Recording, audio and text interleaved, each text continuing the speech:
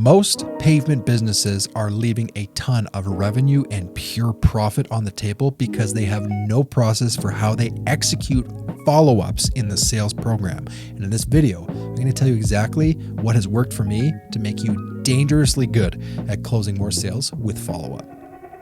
What's good? If you want to make more money, keep watching this video. Also, if you want to make more money, go get One Crew. GetOneCrew.com/stripe it, $500 off your startup fee. I think follow-up is one of the most important things, and I'm going to tell you 4 things that I've done in my company's history that really have helped increase sales and revenue and profit because of finding the opportunities and having a good follow-up program to make sure they don't slip through the cracks. So here's the 4 things, all right? Number 1, have a clearly defined process. Look, I don't care what your process is. Do whatever the heck you want. The point is, you should write down what you do and when you do it after you send a proposal. So here's what I mean. In general, I'm a big fan of trying to close deals as quick as possible. I just think that's a good thing to do.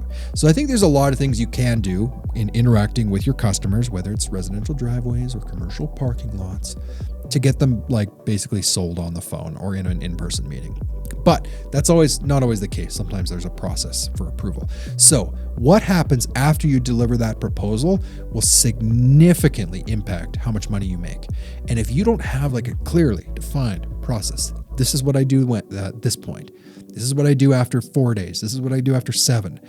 You're leaving it up to chance. Not only are you leaving it up to chance, you're not going to have any good data. You won't know where the leaks are in your sales process because you don't have it documented. So here's what you're going to do. You're going to write down, here's what I think I should do, the activity, here's when it will happen. Example, I will send one email after 48 hours and it will say something about this. That's step 1. And then you write down those steps, boom, boom, boom, and all of a sudden you have a process and now you just follow it. So I have a super cool pipeline management document that I have put in the Pavement Growth Lab. So if you want to go see that, go check out the Pavement Growth Lab. It's, details down there in the comments thing. Go check it out. All right, number 2. This is going to sound crazy, but I think it's probably stupid underrated. You got to send your customers memes, man. Check out some of these memes that Matt's putting up on the screen here. So these are some of the memes that I throw over to customers, is particularly at the end of the follow-up process where the deal's just kind of dead and they're just not getting anywhere. Send them one of these. Because what it's going to do is it's going to break the ice. It's going to signal to the customer that you're interested in getting a resolution, whether it's a sale or just close the file off.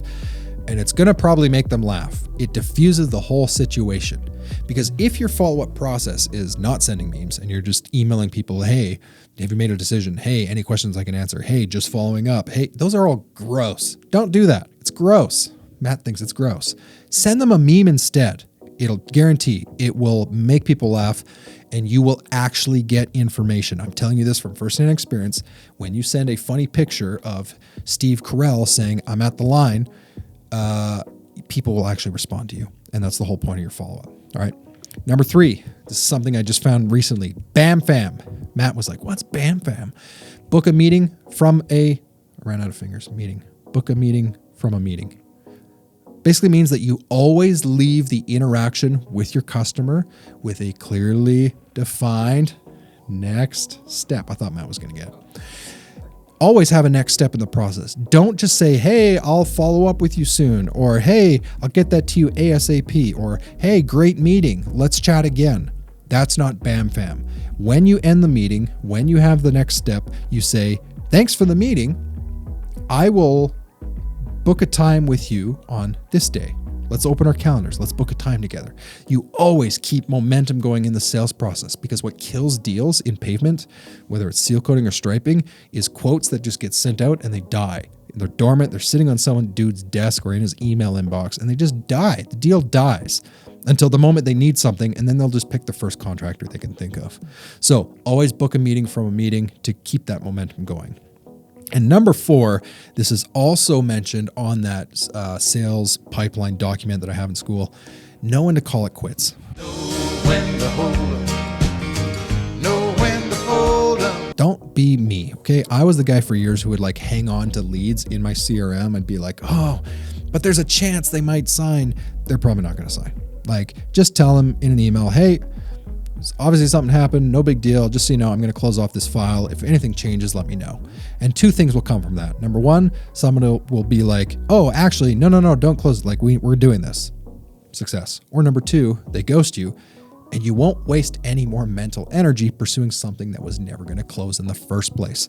Don't hesitate to call it quits. When it's time to call it quits, close it off, move on to the next one, and go make more money. All right, that's my 4 dangerously effective follow-up methods. If you want more information, get in touch with us. I like making money. I want you to make money. Go sell stuff.